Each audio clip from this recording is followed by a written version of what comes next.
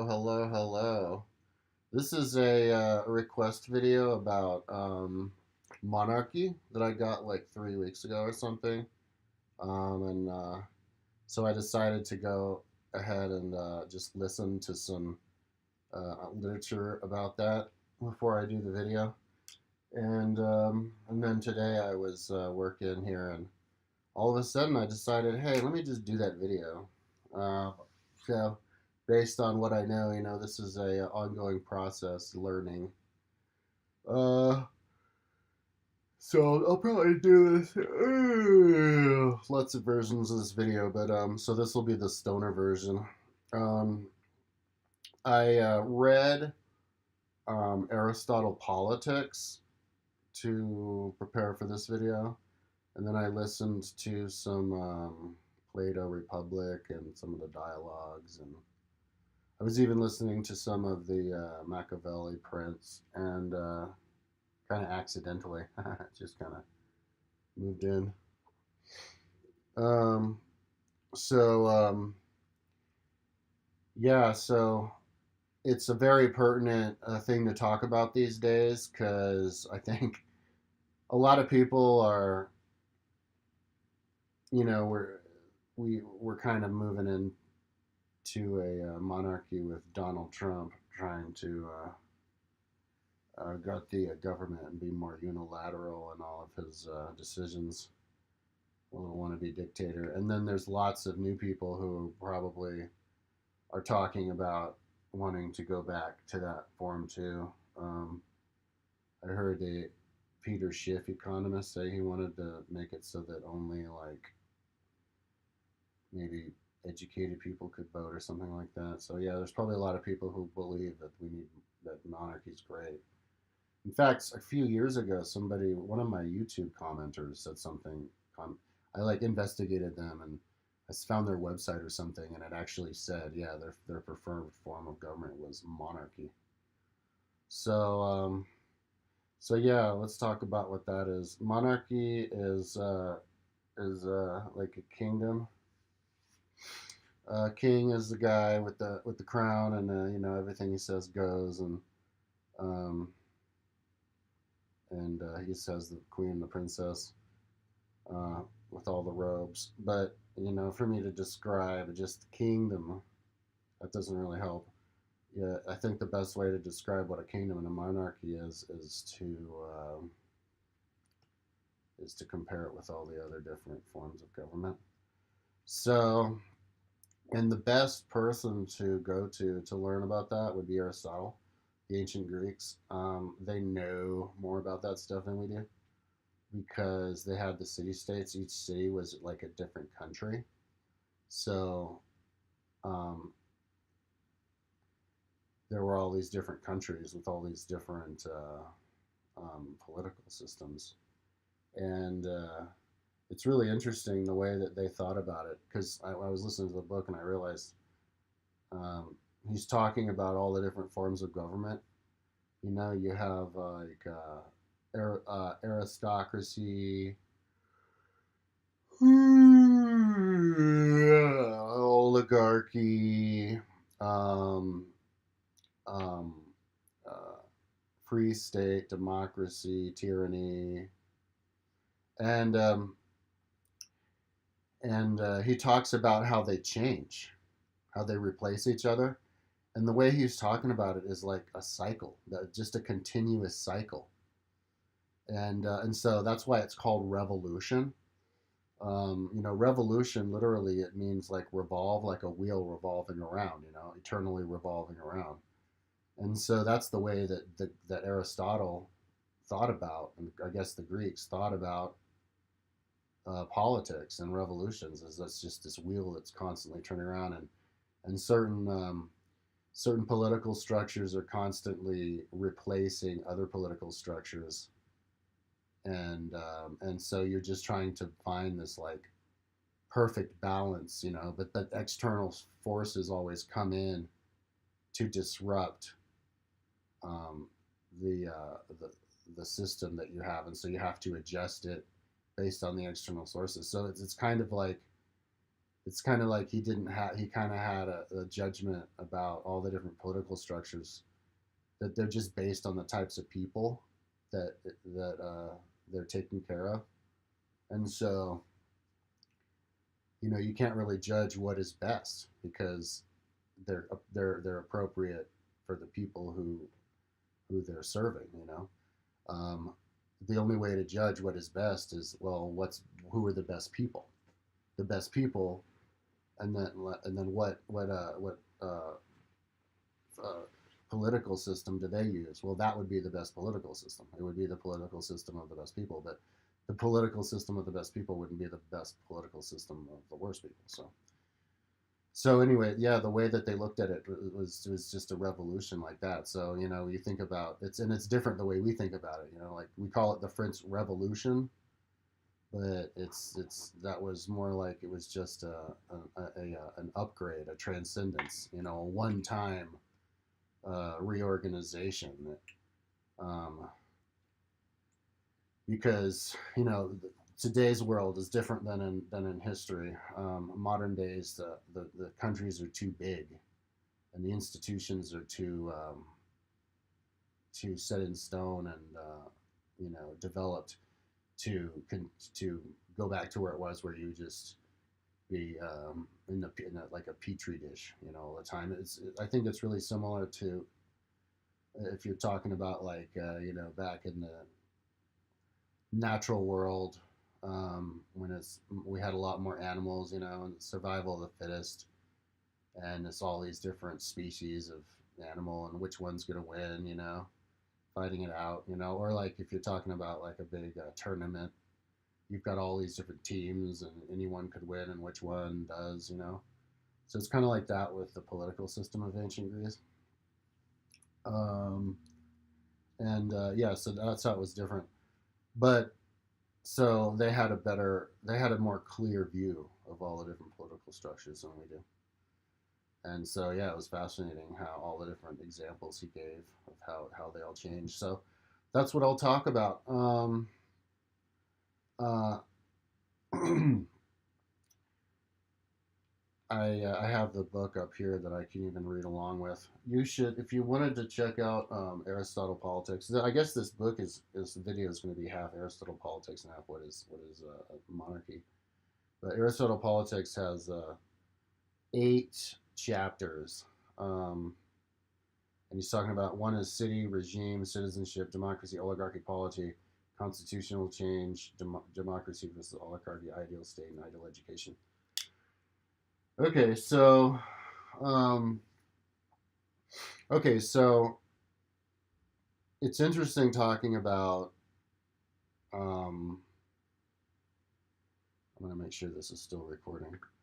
All the different political structures now, because there's a people are we don't really have a clear idea. And I was listening to some different people on YouTube talk about it, about Plato.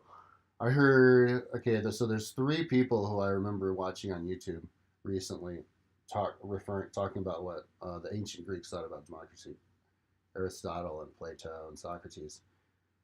There's this Greek economist called Yanis Yokomopoulos or whatever. He's this bald dude who was the minister of finance of Greece in like 2010 when they had their crash, and or 2012, and um, he's really smart, and he's against austerity, and he wants uh, people to spend the money fairly, and he's really smart. But he was talking. He mentioned that the ancient Greeks didn't like democracy, but then I heard Noam Chomsky say that the Greeks did like democracy, and I saw a video where that Giannis Yapanopoulos and Noam Chomsky were actually hanging out and talking to each other in front of a crowd for like an hour, and it's too bad they didn't get to talking about that because apparently they had differing views.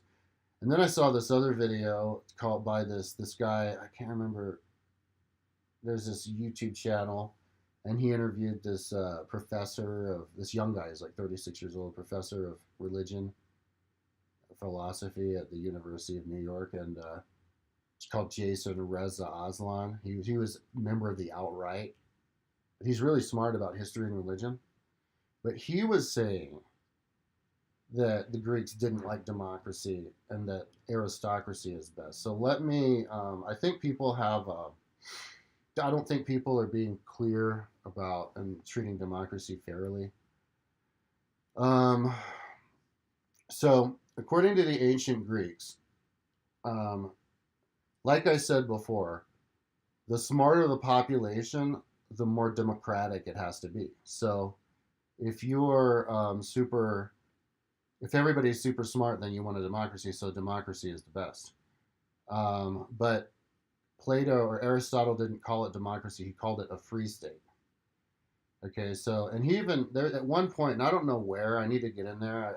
I jumped the gun, and I wanted to do this video before I found it. But there's a part in this in Aristotle politics in here somewhere where he actually describes democracy, and he gave a really beautiful description of a utopian world. Like, so I think they were definitely for democracy. He's like, where everybody owns the same, everybody has the same level of, and within the society, everybody has a right to rule, and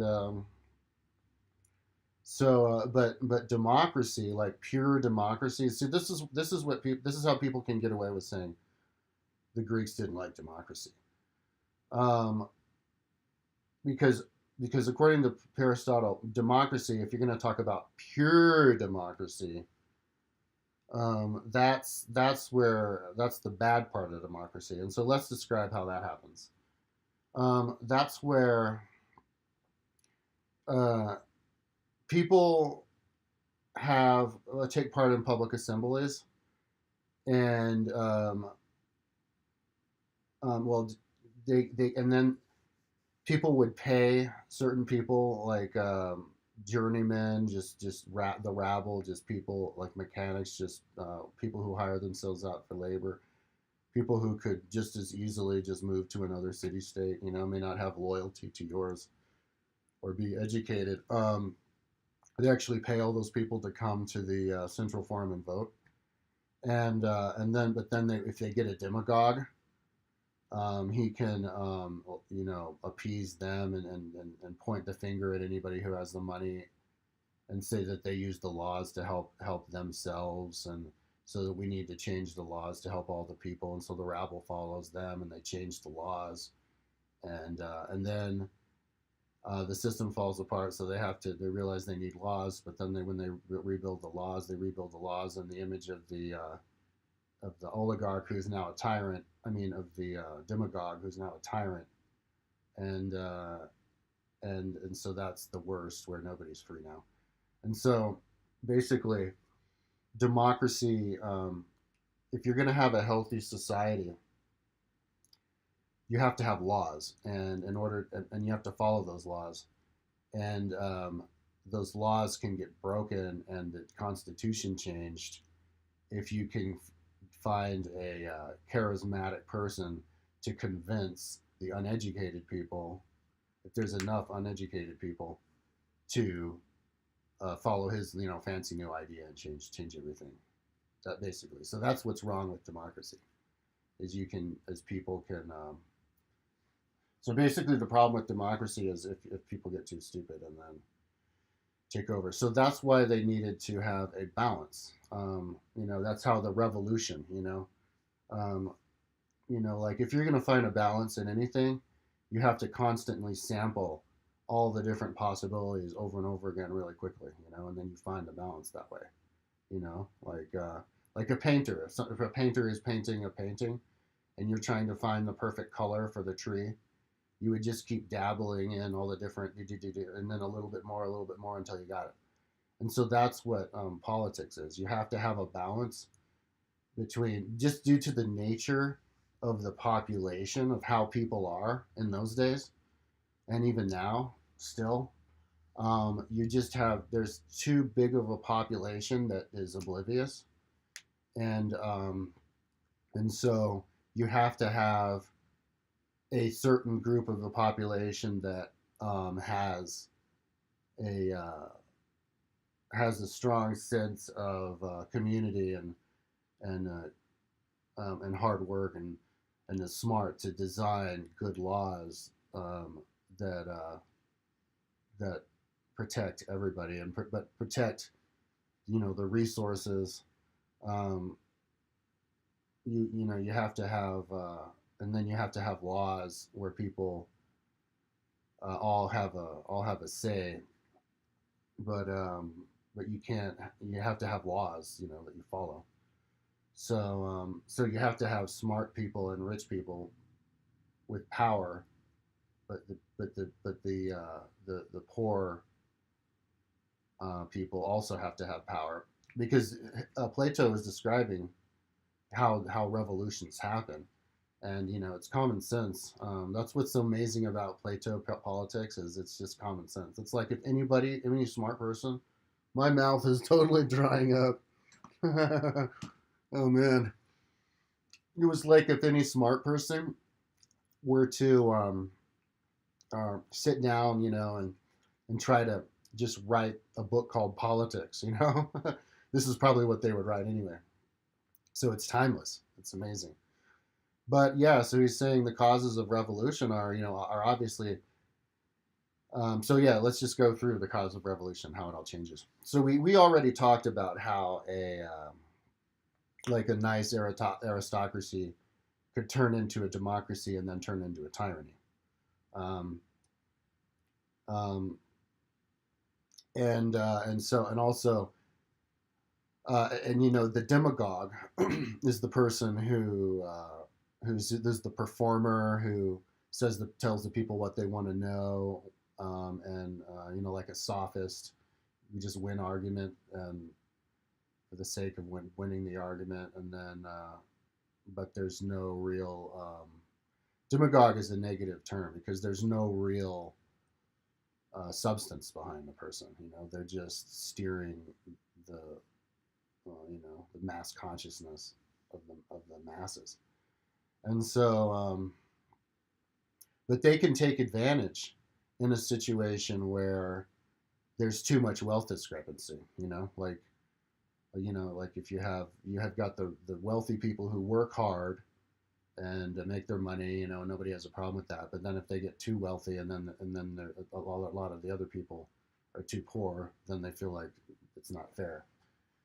And so there's the things that disrupt that balance are wars, um, because like in wars, certain people lose everything and other people don't, kind of in like natural catastrophes.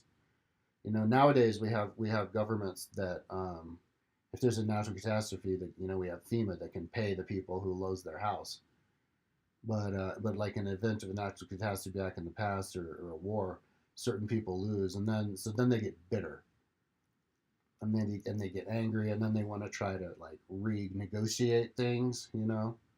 Like, so there was an example where there was a war, and then somebody said, "Hey, let's divide up the land between the people who still have land, the people who lost everything." And so, yeah, if those negotiations don't go smoothly, you can have a revolution. Um, and and so yeah, so the best.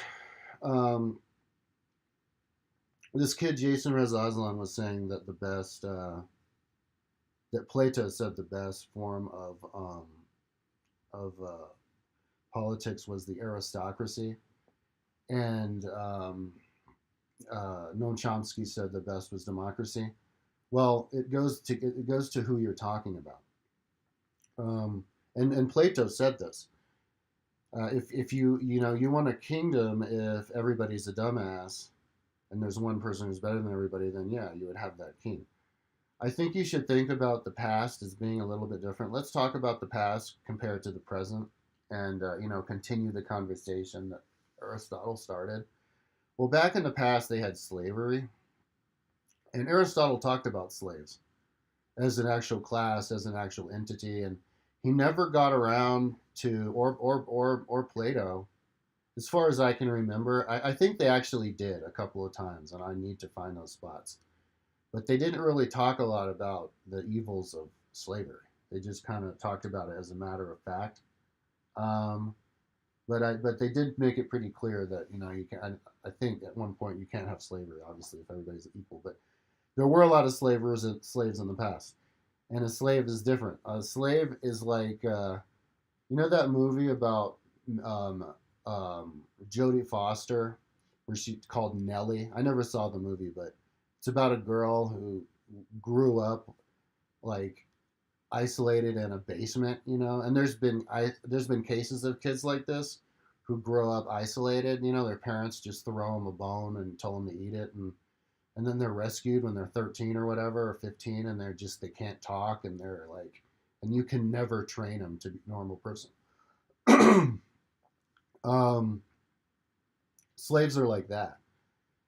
If you're a slave, if you have a slave class, people get born into slave class, or they just get beat down from being slaves, and so they turn into like numbed, hollow people who can never fully develop into thinking, strategizing, hardworking, people who would believe in fighting to the death for your cause because they just have no concept. Well, you can't just grab a bunch of those people and go here's a city. So that would be the because if you did, they would um, well, yeah, it's obvious. They wouldn't. Well, they like. I mean, in those days, like they wouldn't even. You know. Anyways, I can't. I'm too high to describe that. But yeah. So in that situation, you would need a king. You know, and and another form of democracy. He called there was three forms of what was it, tyranny, and that's where one guy is the leader and he does everything just for him and everybody is basically his slave. And there's the barbaric tyranny, and those kind of can come from like a war situation, like the dictator from ancient Rome. They would give one guy all power because they're at war, and like the general has like an autocratic power because you can't waste time deliberating and arguing. You have to be like one head moving around, big body. And so that's kind of like a tribal situation a lot of times. If you have nomads running around, you would need to move like one unit, if it's not that many. And that's similar to maybe even a family situation. If it's few enough, you would have, um, the father of the family leading everybody. So that's, but that's kind of like a military type of tyranny.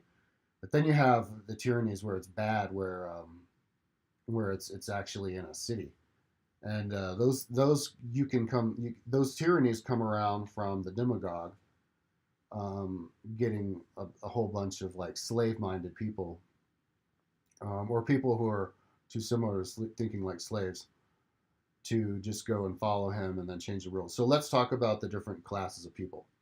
Um, Aristotle was talking about so you have different classes of people, and he was talking about in a free state, that's the best kind of state.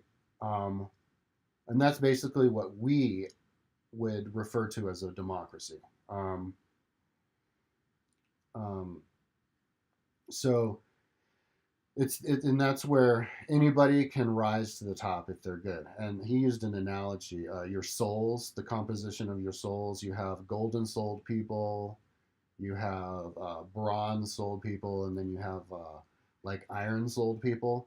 And so the golden souled people would be the aristocrats, the intelligent people who study and want to are concerned about making good policy and honest and hardworking, and the best people, and those should be the people in charge. Um, and so that's like a class of people, but it's also a type of person, because he was saying that you could have two golden souled people, two nice aristocrats, and then they have a kid who's just an iron soul person. And so don't give that person the aristocratic job, because then that's when you're talking about like a kingdom, a monarchy, and that's not a free state, which is the best. And so, um, and so also, if you have two iron-souled people, or the other way of looking at it, if you have two people who are working as like ironsmiths, um, they could quite possibly have a child who is destined to be an aristocrat and has a golden soul. And so you need to have a society that can allow that person to go up and down. And so you have golden. So you have aristocratic class. You have the who are the best, and then you have the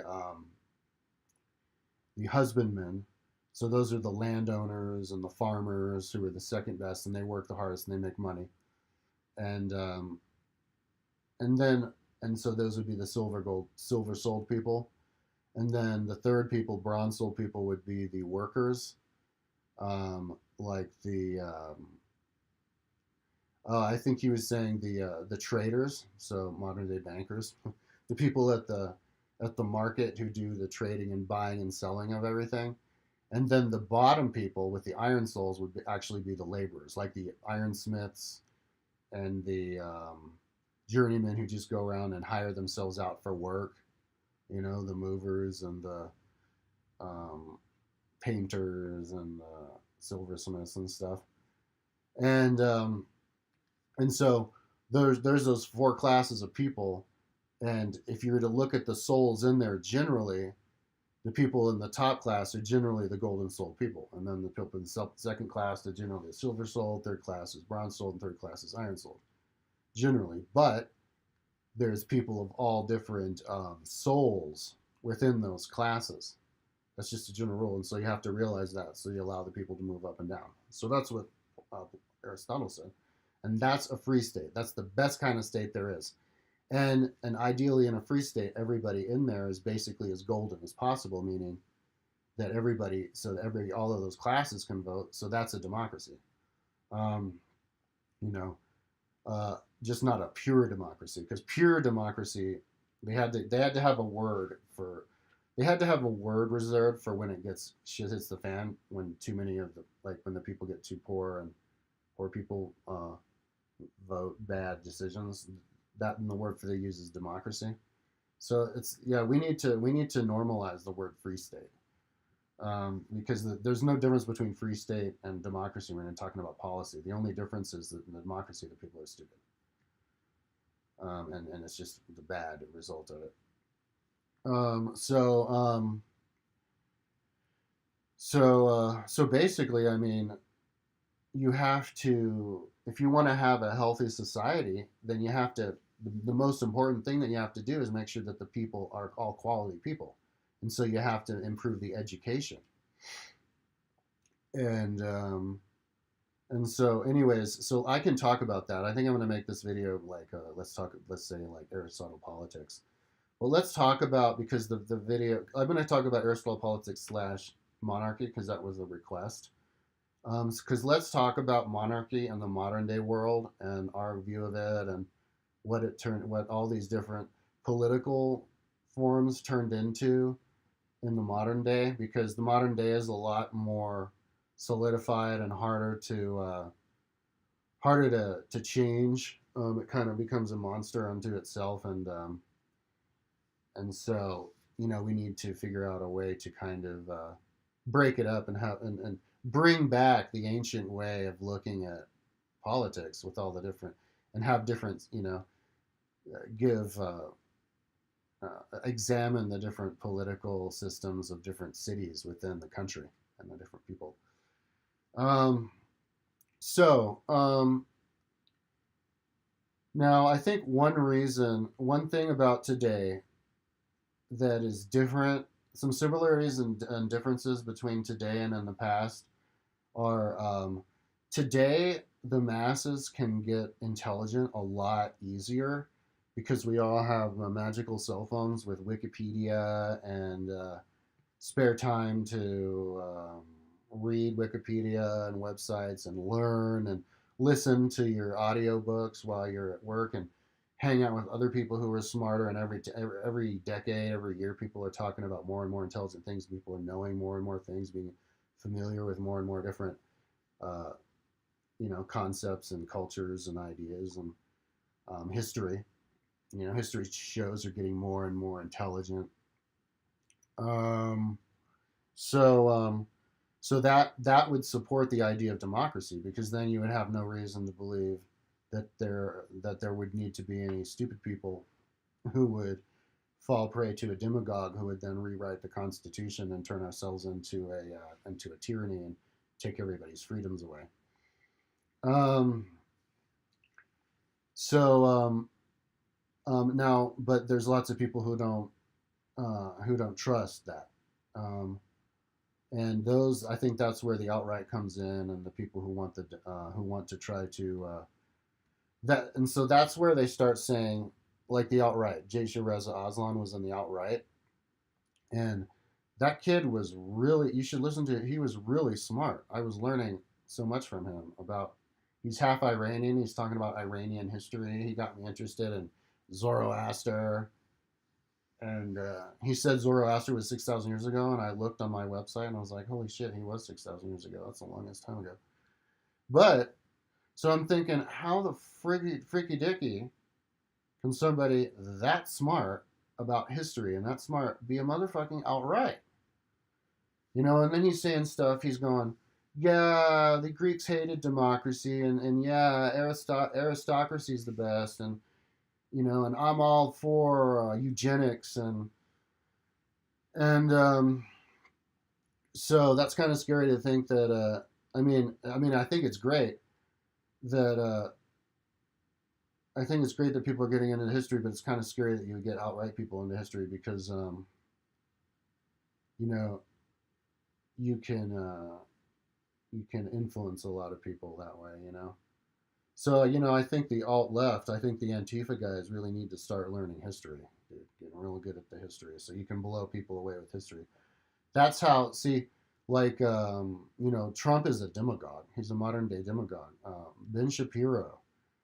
I saw a Shapiro for President 2024 or whatever on a bumper sticker the other day, and I was like, what the schnicky dicky? That guy's a demagogue. He talks really fast. He's smart enough to memorize all the talking points of the Nazis. Yeah, I'm gonna get rid of regulation. I'm gonna get rid of, I'm religious, so no more Roe versus Wade. All this kind of stuff, and everybody's like, wow, smart guy. And yeah, so we really need to get get educated on history. But how does that happen? Like, if I were to run for president, I would want to appeal to everybody. I'd call myself a centrist. I wouldn't call myself a leftist. Even though all the people who I watch on YouTube and who I agree with on policy, all those people call themselves leftists, I wouldn't call myself a leftist.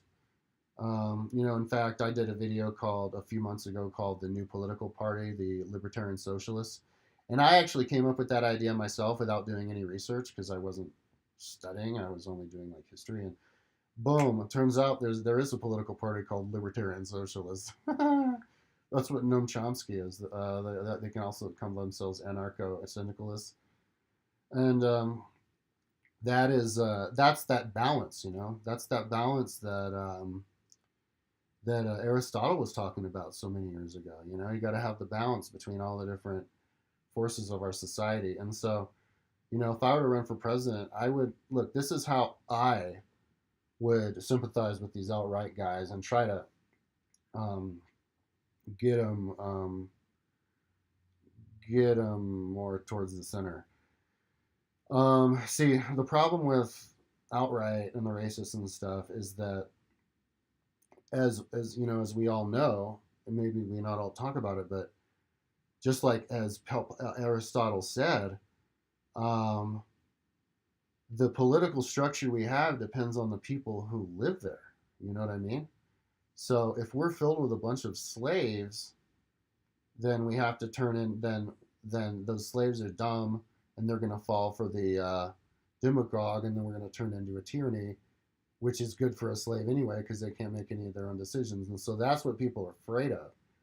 They're afraid that if we get all of these immigrants from slave countries, then they're going to inundate us with slave mentality, and then it's going to cause us to fall into a demagogue or into to rewrite our constitution in the image of what slaves need and lose all our freedoms, and then fall into the culture of of of what they bring, all the crime and violence and inability to learn English and disinterest in um, politics and the big picture. Like your typical Mexican. Like I was in the People's Clinic the other day, and my glasses fell off, and then I came back and remembered, and this Mexican lady stole them. She was like goggling me, and then she ran off. So that's basically, you don't want a bunch of Mexicans here who are just acting like slaves and trying to scrounge and rob you and not learn anything because they don't feel like it's no use. And that's what people are afraid of. And I smoke a lot of weed, and weed makes you really paranoid. And I feel a lot of that fear. Uh, and I'm genuinely afraid myself of these third world immigrants. I've traveled. I'm not one of these. I know that there's a statistic that says, like in Germany, it's the East Germans who are poor and the West Germans who are rich, and all the immigrants who go into Germany go to West Germany because that's where the industries are. And so the West Germans know the immigrants, the Turks, and the East Germans don't know any immigrants. But if you take polls, it's the East Germans who are against immigration and the West Germans who are for it. And so not having um, exposure to immigrant makes you racist, and then having exposure takes it away from you or makes you not racist. But and a lot of the people who voted for Trump and who are afraid of the immigrants are just white people who don't even have any black friends or brown friends. They're just afraid of. It's just this feeling they get, and so my background is different from them. I've traveled. I was married for 5 years to a Chilena who never spoke English. I traveled. I was in South America 7 years, just studying Spanish. Um, worked just living in different towns.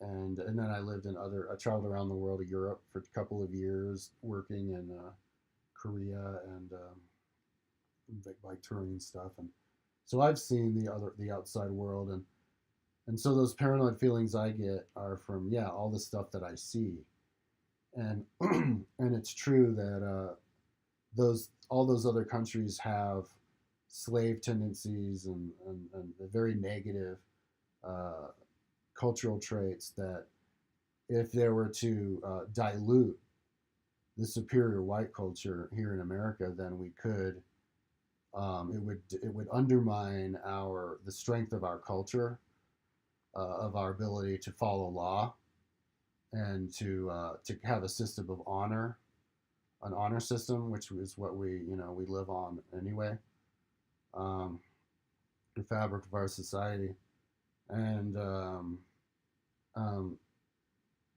if a certain number of those people come, then they bring down the quality of their neighborhood, and then others. I know statistically, the Young Turks likes to say this a lot, that neighborhoods that are more integrated with uh, with the immigrants actually have lower crime, and immigrants per capita have lower crime um, than native people. Especially nowadays if they're freaked out about getting deported. I was on the road a few months ago and I saw this Mexican dude and he was trying to merge in and he was like extra special, trying to like yield to me. It was like he was afraid he might not get pulled over or whatever. Um, but so it's this balance. It's like what Aristotle said. It's a balance. Um, we are a nation of immigrants and we do want immigrants. But like I agree with Tucker Carlson when he was debating Cenk Uygur. We should leave it up to the politicians, even though we don't like to trust our politicians. We need to respect the law and leave it up to our politicians to decide exactly how many immigrants we do need, and not let um, you know too many come, because I've heard too many bad stories of people just coming in and crowding out people who have who've studied, and then they can't get a job because they hire somebody from India who then do chain migration. And I had a friend who was working in like Bay Area, and he lost his job in computers, and it's all these Indians, and the Indians working the computers. He looked at a park once, and it was just all Indians with their families, and it was like he was in India, and he's getting his unemployment. And so I think we've tipped over to where we need to protect ourselves. I think this whole neoliberal world economy um, was. I think it's great to expand out. I think it was good to expand out and do business worldwide, but to the point. But I don't. I only think to a limit, just culturally. But stuff like NAFTA was really bad, and we definitely need to go super protectionist. And so that's what Trump is taking advantage of now. And anyways, just to go back to the whole concept of are we going towards democracy, or are we going towards less democracy, towards tyranny? Because and so are we going to make the decision? Are we going to be scared of those other people and think they're going to take us over with retardation, or are we going to not be scared and allow Alexandria Ocasio-Cortez and the Muslim girl and all these like young Muslims and Hispanic ladies take charge, even though they come from countries that are fucked? Well, the countries that are fucked because of what we did to them. We went in, like Honduras, we went in there and propped up dictators and support coups, and if we don't practice what we preach, then we lose the credibility. And so um, it's it's super complicated. So I mean, I don't want to get sidetracked, but as far as the caravan comes, I say we need to not let the caravan in, make them go back to Honduras, but we need to go and send people down there to make sure that they can make sure they have a good system, which I guess is what we tried to do before, but not. We need to be transparent. We need to do it right, unless of course we need more immigrants, but we need to let our politicians decide. Anyways, sorry, I got super sidetracked. I want to get back to what I was talking about: the future of democracy versus oligarchy. Okay, so I'm of the opinion that we need to go democratic. I think it's good that the Browns and the Blacks are becoming into the power of Congress, but we need to protect white culture and value and acknowledge the superiority of white culture, Christian culture, um, um, and but I mean, but what is that? Just to say that sounds racist. We need to go to what Plato said, and value. There's a chapter here. Which chapter is it? Maybe I should put my glasses on. I'll tell you. There's a chapter in here that says that you need to value honor above wealth. I don't know which one it is. You need honor, honor above wealth, and so because honor doesn't even cost anything. And so that's where my bike school idea comes in. People upload videos talking about what they learned in the audiobook they listened while they were riding their bike, and they can get their honor. They can get actually paid by doing their videos, just from doing their videos, and then they can be a well balanced, happy person by finding a certain level that they are physically with their triathlons and stuff. Um, so yeah, so you change the value system. And so, anyways, yeah, so kingdoms are definitely passe, dude. We do not want a monarchy nowadays, because people are just not that dumb. People are way smarter, and we're going towards a transparent society. That guy Yanis Yakanopoulos, he was talking with Noam Chomsky, and he goes off to the crowd. He goes, "Yeah, there's a petition you guys could sign where you sign to try to make it so that all political meetings are freaking filmed for public. Imagine that. Imagine if you could have watched the entire 3 hour conversation between Trump and Putin. Now that's a democratic idea because that assumes that all the people aren't gonna, try to cause World War III just because they saw Trump and Putin talking. So and that's where all this new generation of people are gonna be ready for because they're gonna be smart enough for it. I don't think there, we have a very long history of taking way too long to adjust to new technology. Somebody called DeClaire, I think, wrote a book called, I can't remember, but I read it. And anyway, they were giving all these examples of stuff that gets invented and then they don't even use it forever. Like electric cars and like all kinds of stuff. And it's happening again with technology. We could all be listening to Aristotle and Plato and doing videos about it, but instead we're watching Netflix and like car videos and makeup videos on YouTube. But after 5 or 10 years, people are gonna start feeling like retards, you know, when they watch those and feel like there's something wrong and they're bored and like they're suffocating and they want to start learning real stuff. That's how I feel when I'm sitting here working on my website. Sometimes I get really high and I space out and I'm not listening to anything and I just feel like I'm suffocating, like my soul is suffocating. It's the same exact feeling as if you hold your breath and then you feel all the oxygen leaving your body and you're dying. That's what I feel like inside. Like even physically, I feel like I'm holding my breath and all of my cells are dying and I start hurting and I'm like, oh shit, right, I need to listen. And I click read on Plato or Aristotle, or I play a really good YouTube video, educational, and then all of a sudden I feel like I can breathe and I'm comfortable and the light is shining in, because this knowledge is coming in. And so that's the natural state of people. And so once you make people aware of that, and then they just naturally fall into it, and all of that other stuff, Netflix shows and car videos and materialism and makeup videos are just gonna evaporate, fall away, and be replaced by educational videos, people talking about concepts. I think the thing that holds people back is they're just afraid of sounding stupid or something. But you win no matter what if you do a video. Like me, I could upload a video no matter what, and I know I'm going to get at least like 100 hits out of it. Like this video, I could talk for 2 hours and I'll get 100 hits, and I'll get like 90% likes or whatever. And people will be like, "Thanks, I learned a lot." How do you lose when you do that? And I'm no special. In fact, I'm just a stoner, dude. Like I don't even learn this stuff.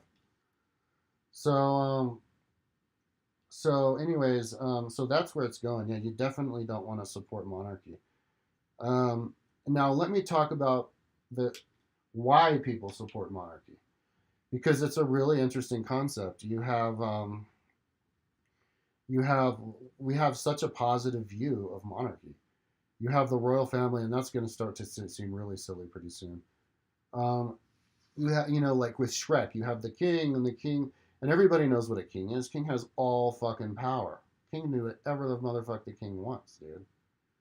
And but that's not right, and that never turns out right. But we have this idealized vision of it, and so why is that? And I think that comes into the fall of Rome.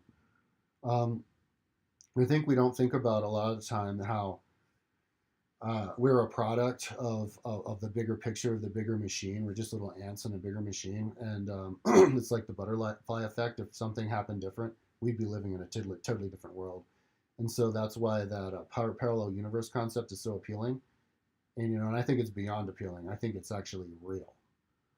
Um, like just how you have a feeling like you know that your past lives are real. because you already have concepts, preconceived concepts. Like these little Nelly kids who were grown up in basements by themselves. When you bring them out, they already have concepts. They can manipulate and ask for things, and they have emotions. They're just whack jobs, and they don't know anything. But we all have innate knowledge from our past lives. Some people might say it's innate knowledge, from our complex biology, from all of our ancestors. But our innate knowledge helps us, takes care of us, and that's actually what Plato was talking about. You have this common sense. Oh, yeah, and Socrates. That's basically what the allegory of the cave is all about. But holy shit, I lost my train of thought. Fuck. Um, so you oh fuck. Um, people. Oh right, people getting smarter and talking about smarter things. Yeah, you just piece it together. Oh fuck. Um, so, anyways, let me talk about. Oh yeah. Oh right, right. Sorry. Here we go. That's why we became kingdoms. There could have been a very different parallel universe. Oh right, that's what I was talking about. Just like that there was a past life, in your soul about your past life, and it's real, and you have innate knowledge. Well, it's the same thing about parallel universes. You have this innate knowledge that there could have been another path to the Earth. There could have been another way.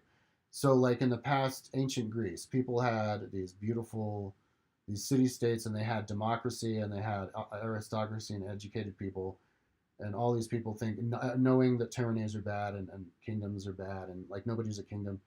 So how was it that you fast forward 1,000 years in the future, 500 BC to 580, 2,000 years in the future to 1500, and everybody's a kingdom? Well, I think that's just one of those unfortunate and unnecessary twists of history from the fall of Rome. Rome grew up, and Rome should have just evolved into a bunch of little independent republics, but instead it crashed, got invaded by barbarians, and they filled it up with barbarian kingship. Then also, when it crashed into a autocratic, capitalistic, you know, like kingdoms. Like the way Rome fell was, it was this big city, and then everybody paid their taxes. You're supposed to pay the taxes, but they didn't pay their taxes because they were greedy and only, and, started mistrusting the empire, and so they only made their own little kingdoms and their enclaves, and so they started replacing their nice villas with castles, and so it was already tending towards that, and so that's what made Rome fall. They didn't have the resources because everybody was defrauding, kind of like now, you know. All the rich people are defrauding and not paying their taxes and making their own little kingdoms. And so then that got undermined and then invaded by guys who also thought of the world that way, and then boom, you've got kings and kingdoms, and that's that system that just stayed until there had to be a really intense, violent, dramatic revolution in the form of the French Revolution, where 9,000 people got their heads chopped off. Wasn't it that many? 10,000 people. Robespierre. And then after that, the Napoleonic Wars. And I mean, couldn't you imagine a more smooth way? And don't you see that came from monarchies? All that strife. And so we have this really weird false idea of a positive idea of kingship. And so yeah, anyways, and so that's why we've got all these alt right guys these days going like, yeah, no, the Greeks didn't like democracy. What we wanted is aristocracy. But the thing is that if everybody's smart, then we're an aristocracy. We're a democracy because everybody's an aristocrat. It's I mean, look, think of it this way. In the past, you had the rabble crap, which would fall prey to the demagogue and cause a democracy to change the constitution, undermine the country, and have this unorganized state, which would then have to get solidified into a tyranny, or just reorganized into an aristocracy. And it was always caused by the uneducated rabble.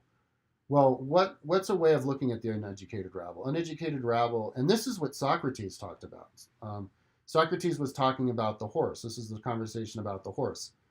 Um, if you want to make a horse better, do you beat the shit out of the horse, or do you, only beat the horse when it does bad and reward when it does good, and treat the horse well? Well, you have to treat the horse well if you want the horse to be good. And then he's like, well, if you want people to be good, don't you treat them well?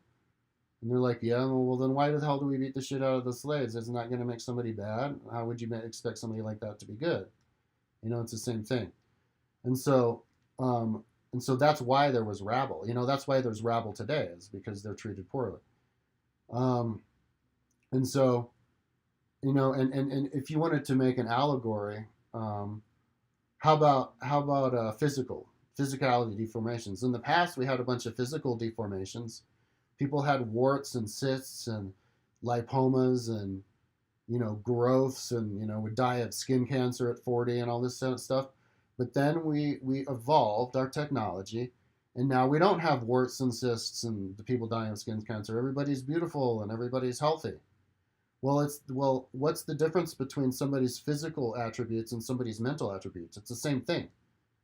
You tend for somebody's physical and you tend for somebody's mental. And so in the future, once you have a healthy society, there aren't going to be any crazy people who are disinterested in history because they were neglected when they were a child from being interested in that, or because they're emotionally damaged from being ignored in school, or at the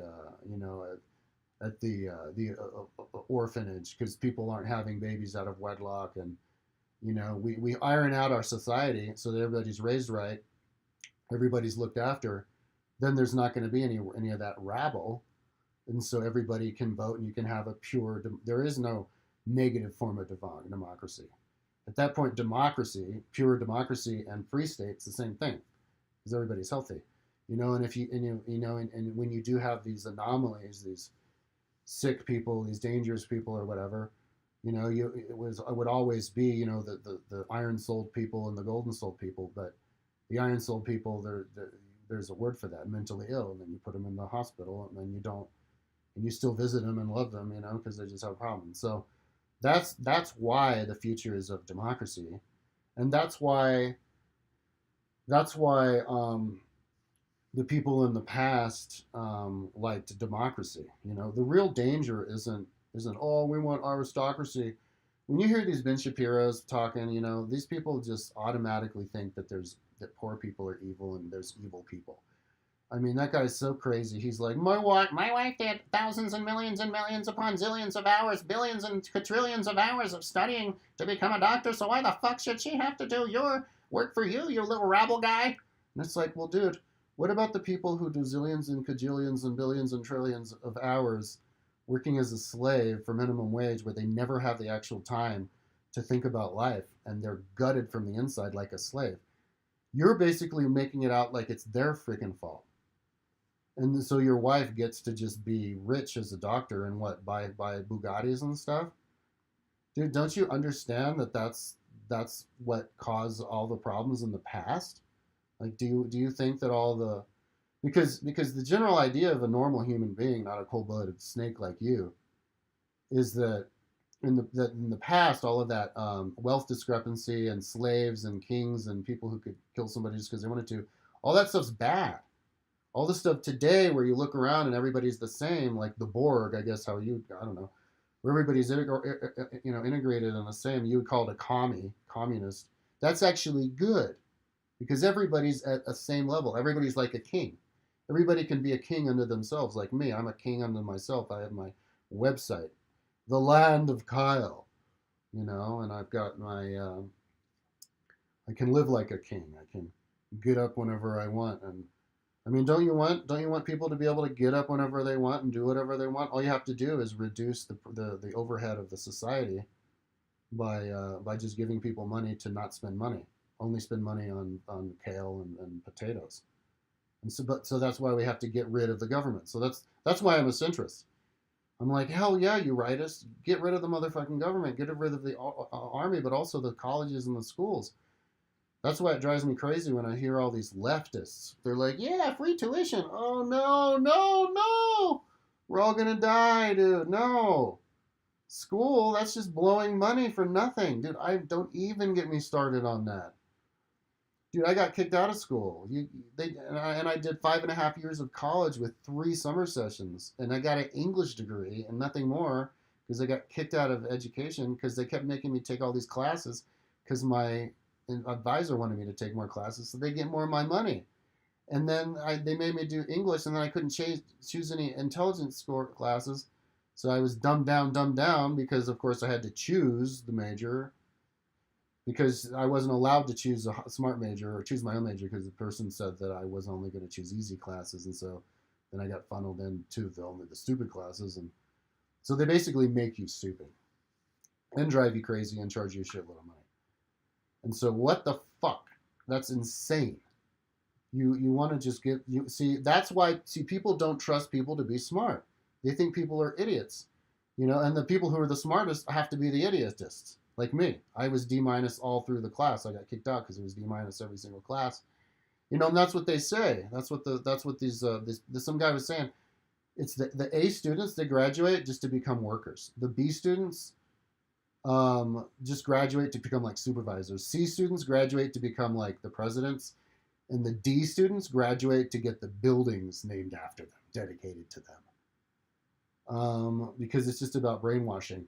But the reason that the brainwashing comes is because they automatically assume that everybody's a moron. Okay, and those are the people who want the autocratic, like how colleges are formed or guided or ruled autocratically. They need it all to be an autocratic system, and so how if somebody has autocratic ideas and doesn't allow you to make decisions, how the fuck is that person gonna? They're like in a trance. How is that person going to go Democrat? You have to open up your mind and not be afraid of the other and the brown and the blue and the blacks and the reds and the yellows and the women and the young, and just assume that they're going to learn and they're going to know and they're going to talk about Aristotle and that kind of stuff. And so at the end of the day, you have to believe in people, but you also have to help the education. And so this is what Socrates was talking about when he's talking about this is I think book 10, True Art versus False Art, um, and also the allegory of the cave. It's the same thing.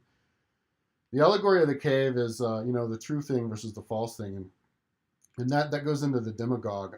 I think Socrates was having a problem with all of the people just doing a derivative plays.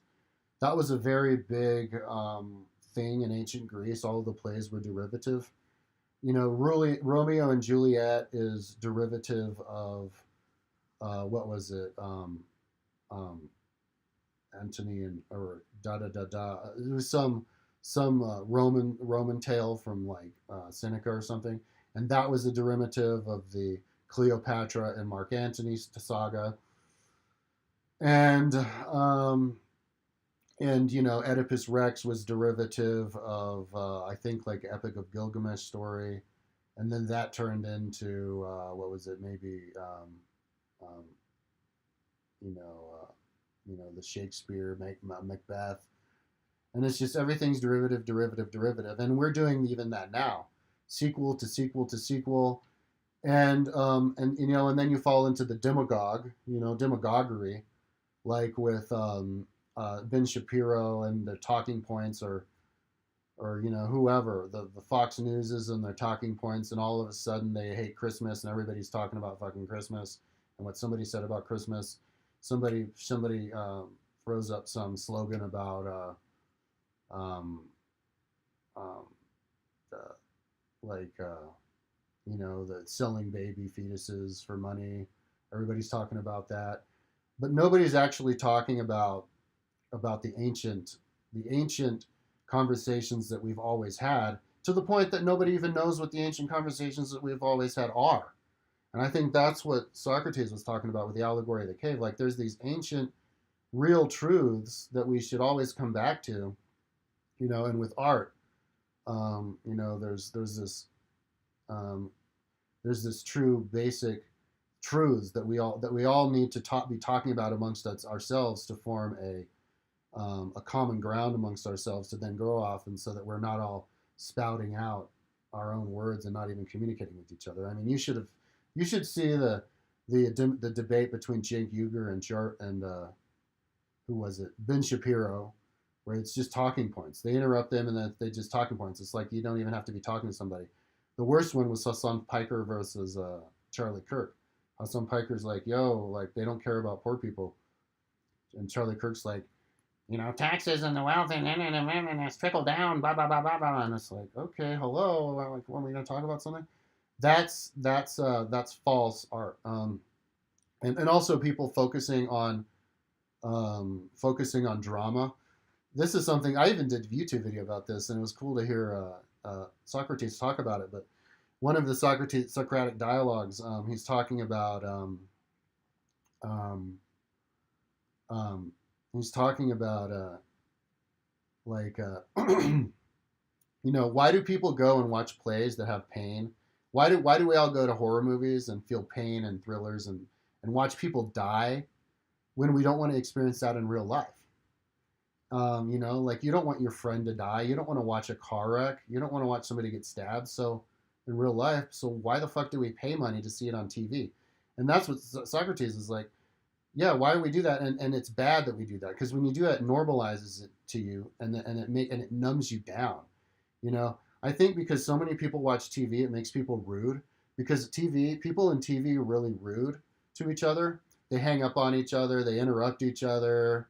They like, I was watching with my fiance last night. We started watching Sense8, and on the first episode, they were at a gay pride festival, like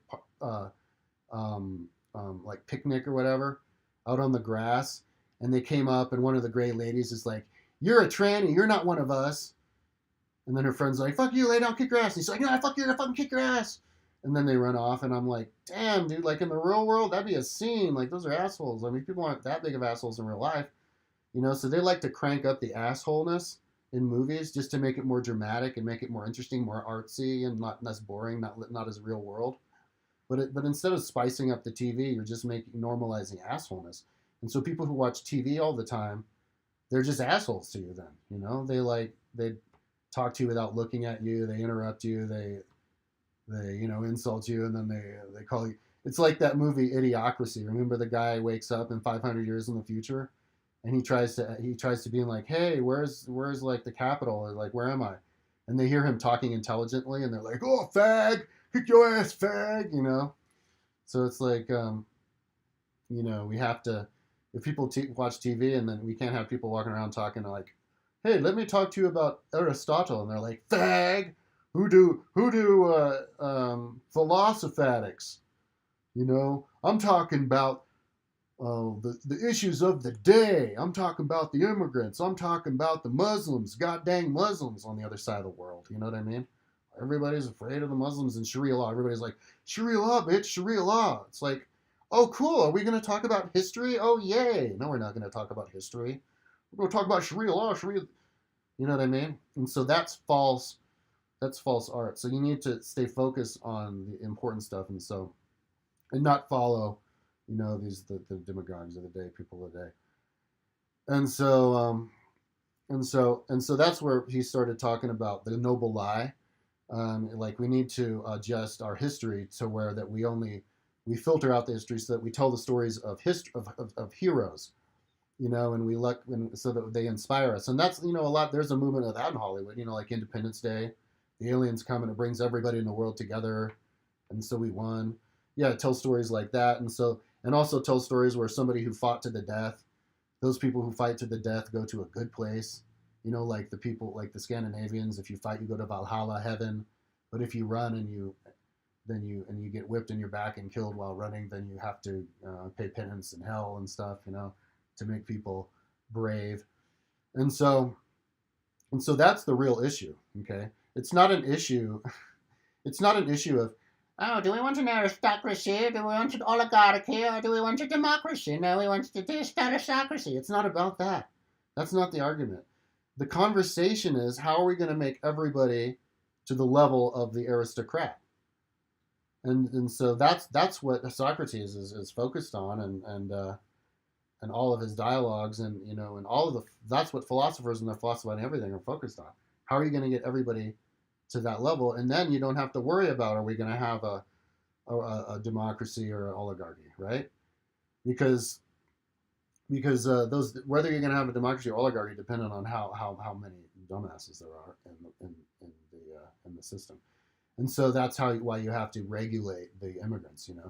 You can't have certain immigrant people moving in, like huge swaths of like people from Syria just moving to northern Norway or whatever, Sweden, raping all these women, complaining, not working, not learning English, not learning values, and then not having respect for it and understanding why they should, because they have their culture, you have your culture. Well, no, they have their culture, which is suppressive, and so you need to either assimilate them in a way that's going to make your citizens comfortable, or kick them out.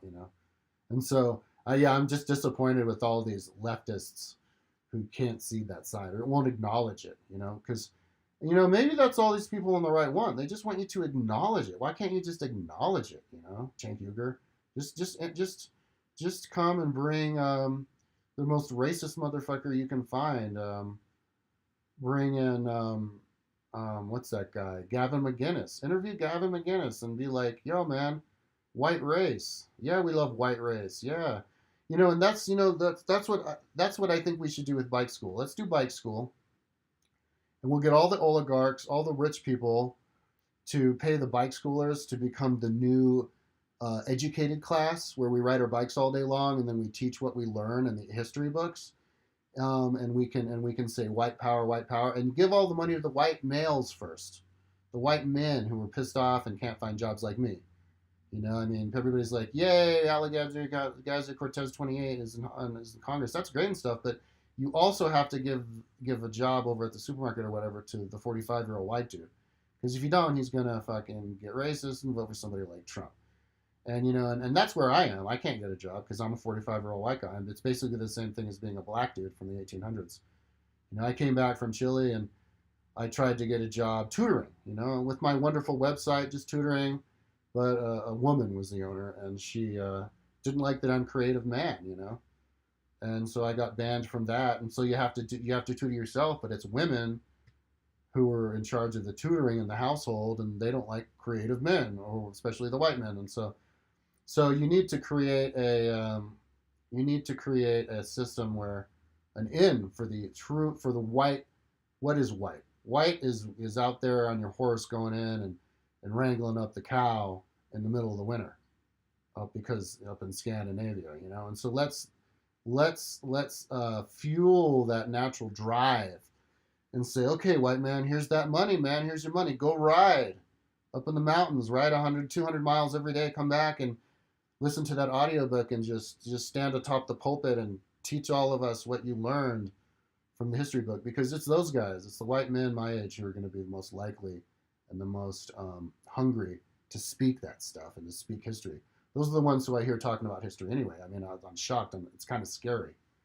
You hear like this Reza, what's that kid? That dude who says his name, fucking outright, but he's the smartest historian I've ever heard. You hear Steve Bannon talk, fucking knows his shit, knows history really well. You hear Stephen Molyneux talk about his history, knows his history really damn good. Gavin McInnes knows his history really well, man. Joe Rogan, history, science, everything really well. These guys are smart as fuck, and they're racist. And so let's kind of let these smart people study history and learn and feel like they're learning and given money to learn. And they're not going to say racist things. They're going to say democratic things. And that's democratic isn't racist. That's the opposite of racist. Tyranny is racist. If you get some black dude who's in there, what, I'm rich? It's like, dude, no, just because you're rich doesn't mean that, and maybe it doesn't mean that you like even black people, okay? So you should like poor people.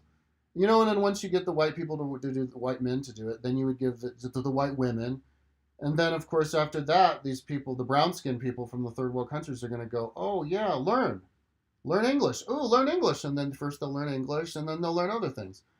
And I want to, and you know what, I'm really focused on helping these third worlders. I'm fluent in Spanish. My ex-wife is a Chilean.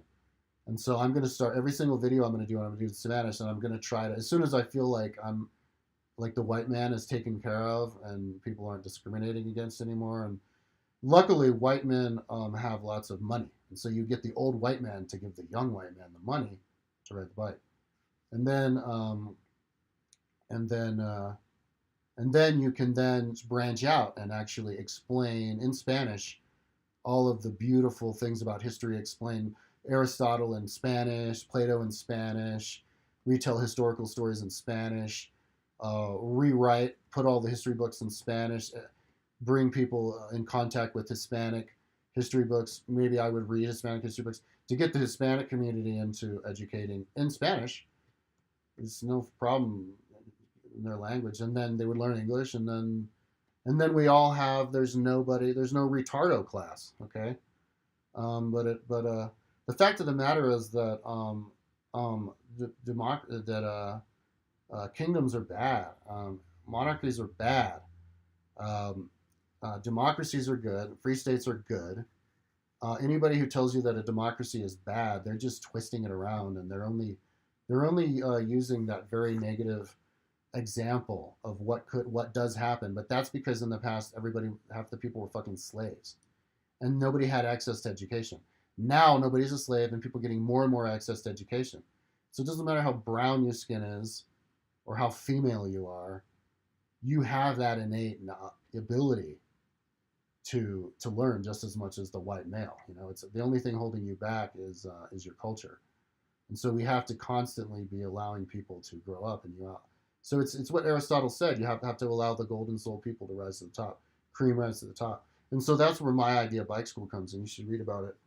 People who ride their bikes all day long, because you're not spending any money, no earth resources, only mechanical gears, no gas, no batteries, no nothing.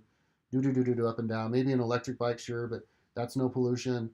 No paying into a system like movies. You're not watching a movie which costed a lot of money to build.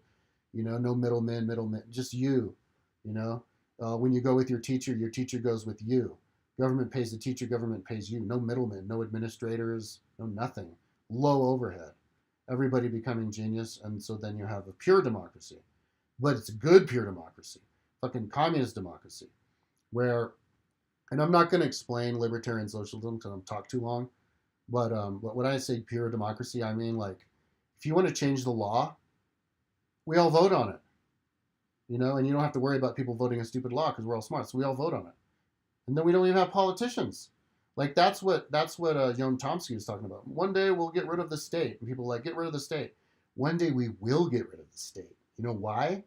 Because our computers will be set up where every single fucking decision is made by the people. You know what that means? That means no state. That means anarchy. Because we don't need politicians. Why do you need a politician? A politician votes. There's nobody voting because we're all voting. There's no leader. Anywhere. It's like, hey, we need this little micro decision. Vote. Micro decision. Vote. No leader. No state. Just a big computer managing the democracy of the aristocratic-minded people. That's where we're going. Okay, and we could be there. We could be there now. But the problem is the planet's dying, so we need to get there soon. And so that's why we need to learn, and that's why we need to invest in bike school. Because learning is what's going to make people smart, okay? Like just throwing money or energy into some cause or this, that doesn't fulfill people. People want to learn, people want to be independent, seekers, searchers, and growers, kings unto themselves. And so that comes from learning, and then learning comes, that's what makes good decisions. It's kind of like the computer. You want a supercomputer, you want a good supercomputer, because this good supercomputer is going to manage our democracy the best. Well, the good supercomputer starts with the good intelligent person when we're all together as a supercomputer. So the future is not monarchy. The future is democracy. And that's always what Plato and Aristotle said, and and Socrates. Socrates was all about democracy. He was just saying we need to make people smarter. So okay, so anyways, I've talked way too long, an hour and 19 minutes. Ciao. Hey, give me another request, an intelligent one. Somebody give me an intelligent request, and my dick will get hard, and I will do it. I swear to fucking God, and I'll prepare real good for it. If you give me a dumbass request like, what do you think about Mexican food? I'll be like, oh God, I like burritos more than tacos, but I'm not gonna do any homework for you. Are you trying to waste my time? I've got a life to live, man. Okay, peace out.